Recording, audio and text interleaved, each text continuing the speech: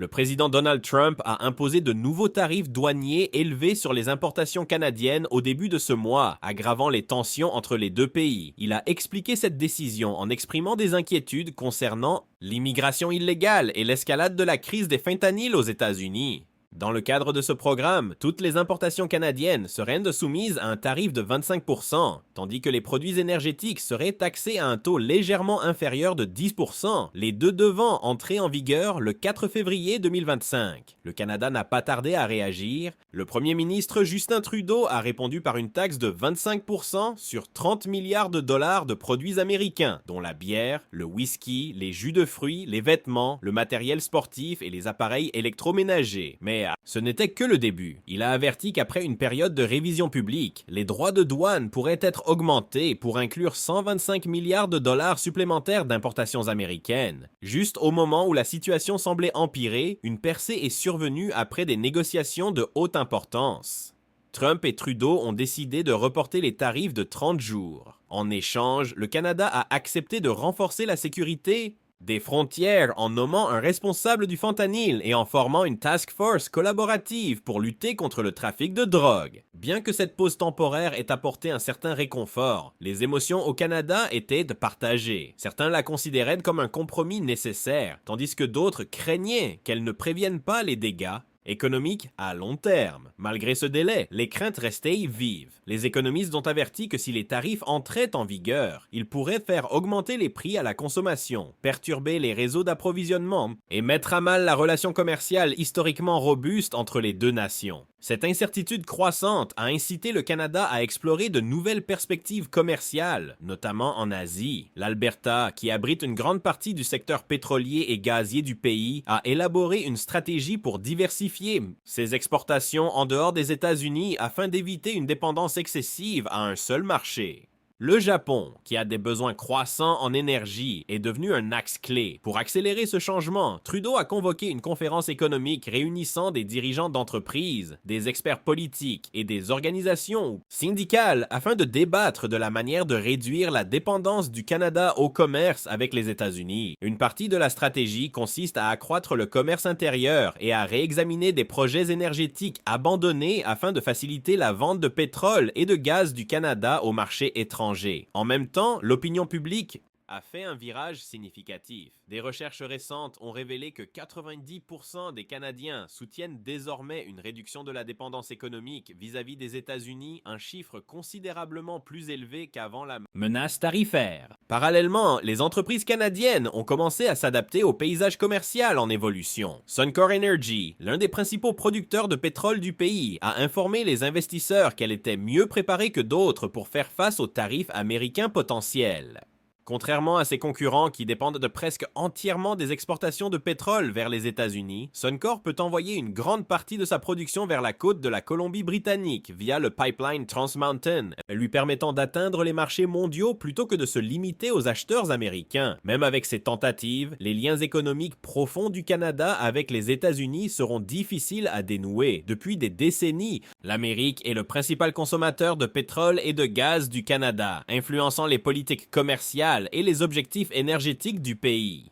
Maintenant, avec les tarifs à venir, le Canada est contraint de repenser toute sa stratégie économique. Avant de continuer, j'aimerais vous poser une question. Pensez-vous que les États-Unis sont trop durs avec le Canada? Dites-nous ce que vous en pensez dans la section des commentaires ci-dessous. Poursuivons. Depuis des années, le Canada dépend largement des États-Unis pour acheter son pétrole et son gaz naturel, avec presque toutes ses exportations de pétrole brut destinées au sud de la frontière. L'Alberta, la superpuissance pétrolière du pays, a été à l'avant-garde de ce commerce, fournissant la majorité de l'essence. En 2022 seulement, le Canada a transporté pour 22,4 milliards de dollars de gaz naturel vers les États-Unis, démontrant à quel point les deux nations sont étroitement liées en matière d'énergie. Cependant, ce niveau de dépendance n'est pas sans risque. Récemment, les États-Unis ont laissé entendre qu'ils augmenteraient les taxes sur les produits énergétiques canadiens, suscitant des inquiétudes dans le secteur énergétique canadien. La perspective de hausse de tarifs sur les exportations de pétrole et de gaz a poussé les politiciens canadiens à reconsidérer leur politique commerciale et à rechercher de nouveaux clients en dehors de l'Amérique du Nord, les tensions croissant. Le Canada cherche à l'Asie, en particulier le Japon, comme un marché alternatif potentiel. La demande énergétique de la région Asie-Pacifique augmente et le Japon, en tant que l'un des plus grands acheteurs mondiaux de gaz naturel liquéfié, JNL, est toujours à la recherche de nouvelles sources d'approvisionnement. En 2023, le Japon a acheté plus de 66 millions de tonnes de JNL, se classant au deuxième rang après la Chine, tandis que le Royaume-Uni s'oriente vers l'énergie nucléaire et renouvelable. La demande en électricité devrait augmenter à mesure que les centres de données et d'autres entreprises à forte consommation d'énergie se développent. Si des options plus propres, comme l'hydrogène et l'ammoniac, ne se développent pas assez rapidement, la consommation de GNL du Japon devrait encore augmenter, offrant une opportunité pour le Canada. Comparé à d'autres grands exportateurs de GNL, le Canada dispose d'un avantage distinct. Sa côte ouest est considérablement plus proche du Japon que la côte du Golfe des États-Unis. Un cargo de Vancouver à Tokyo prend environ 11 jours, tandis que le gaz des États-Unis doit fréquemment passer par le canal de Panama, ce qui ajoute du temps, des coûts et des défis logistiques. De plus, le GNL du Canada est connu pour être 40% moins carboné que le GNL américain, ce qui en fait une alternative plus attrayante pour les pays cherchant à réduire leurs émissions. Reconnaissant cette possibilité, la ministre de l'Environnement et des zones protégées de l'Alberta, Rebecca Schultz, a activement recherché une coopération énergétique avec le Japon. Lors de son récent voyage à Tokyo, elle a rencontré des acteurs majeurs de l'industrie, dont JERA, le plus grand acheteur de GNL du Japon. Schultz a visité la centrale thermique de Futu et les installations d'importation de GNL et a discuté des moyens par lesquels l'Alberta pourrait aider à garantir l'approvisionnement énergétique futur du Japon. Elle a également rencontré des responsables de la Japan Gas Association, qui gère la distribution de gaz dans le pays, ainsi que des dirigeants de JOGMEC, la Japan Oil, Gas and Metals National Corporation, chargée de garantir des importations d'énergie régulières. Ces discussions se sont concentrées sur le potentiel d'investissement dans le secteur en développement du GNL en Alberta, ainsi que sur les moyens d'améliorer la collaboration énergétique entre les deux nations. Au cœur de cette relation se trouve LNG Canada, une immense installation d'exportation en construction à Kitimat, en Colombie-Britannique. Avec un coût de 40 milliards de dollars, c'est le plus grand investissement énergétique de l'histoire du Canada.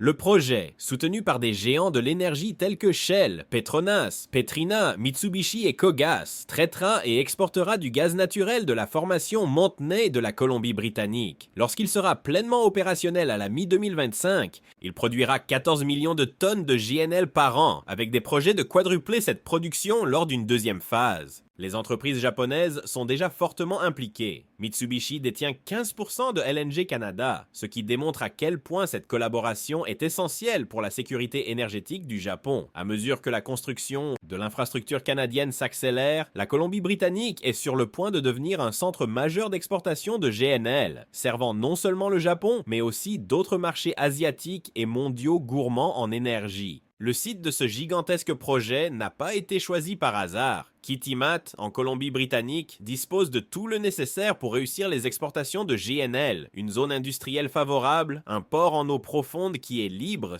de glace toute l'année et une infrastructure existante facilitant l'expédition du gaz vers les marchés asiatiques. La construction avance rapidement, près de 95% de la première phase étant déjà terminée. Si tout se passe comme prévu, le premier cargo de GNL canadien partira à la mi-2025, marquant une étape importante vers le statut du Canada en tant que participant clé aux exportations mondiales d'énergie. Bien que cette initiative à grande échelle ait attiré l'attention, ce n'est pas la seule à créer des vagues. Une installation plus petite, mais tout aussi vitale, prend forme à Squamish, en Colombie-Britannique. Le projet Wood Fibre LNG, situé sur le site d'un ancien moulin à pâte, adopte une méthode unique axée sur la durabilité. Contrairement aux installations de GNL traditionnelles, cette installation fonctionnera à l'électricité, réduisant considérablement les émissions. C'est également une initiative collaborative avec la tribu Squamish, garantissant que les questions culturelles et environnementales sont abordées de manière participative. En travaillant étroitement avec les partenaires autochtones, le projet a acquis un grand soutien communautaire, s'établissant comme un exemple de développement énergétique éthique. Le projet Cedar LNG prend forme à Kitimat, mais celui-ci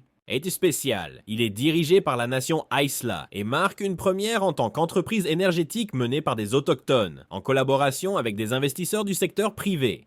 L'objectif est de construire une usine capable d'exporter 3 millions de tonnes de GNL par an, tout en offrant des avantages économiques à long terme à la population locale. Cedar LNG repousse également les limites de l'énergie verte en utilisant des technologies à faibles émissions et l'électrification pour réduire son impact carbone. Le projet devrait fonctionner efficacement grâce à sa proximité avec les infrastructures énergétiques existantes, avec les premières exportations prévues pour fin 2028 sous réserve des autorisations finales. Un autre grand projet de GNL est en cours de développement plus au nord, le GNL de Kizum, créé en collaboration avec la nation Nizaha. Il devrait être l'un des plus grands projets de GNL du Canada.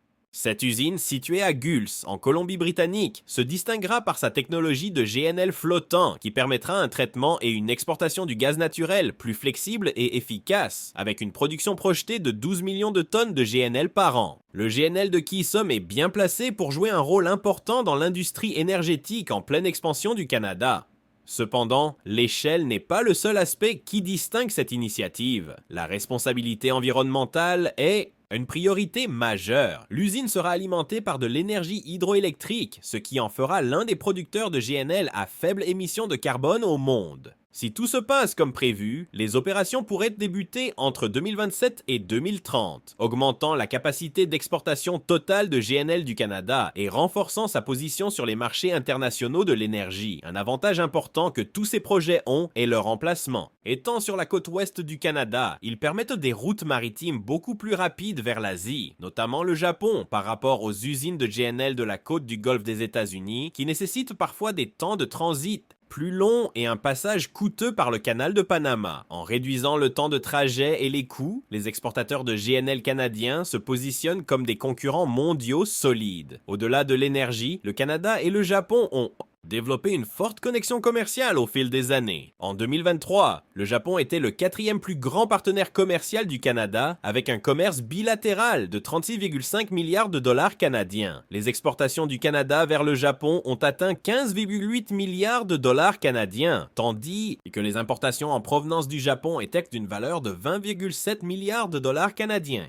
Cette alliance commerciale est renforcée par des accords comme l'accord global et progressif pour le partenariat transpacifique, CPTPP, qui a aidé à éliminer les obstacles commerciaux et à augmenter l'accès au marché entre les deux pays. Avec l'essor de l'industrie du GNL au Canada, les demandes énergétiques croissantes du Japon et des accords commerciaux solides en place, les deux nations sont bien placées pour renforcer leurs liens économiques dans les années à venir. Commerce entre le Canada et le Japon est soigneusement équilibré, chaque pays mettant en valeur ses forces. Tandis que le Canada fournit des ressources naturelles abondantes et des produits agricoles, le Japon réciproque avec des technologies de pointe, des automobiles et de l'électronique. Ce mouvement bilatéral connecte les deux économies et aide les secteurs de chacun. Le Japon se soucie de plus en plus de la sécurité énergétique et le Canada se développe rapidement comme une source fiable de gaz naturel liquéfié, GNL, de charbon et de propane. Ces combustibles alimentent tout, des foyers japonais aux grands complexes industriels. Le charbon métallurgique canadien, un composant essentiel dans la fabrication de l'acier, est également très demandé, garantissant que les industries de la construction et de la fabrication du Japon disposent des minéraux dont elles ont besoin. En dehors de l'énergie, l'agriculture joue un rôle important dans ce partenariat commercial. Le Canada est le plus grand producteur mondial de canola et le Japon est un client majeur qui l'utilise dans les huiles de cuisson et la production alimentaire.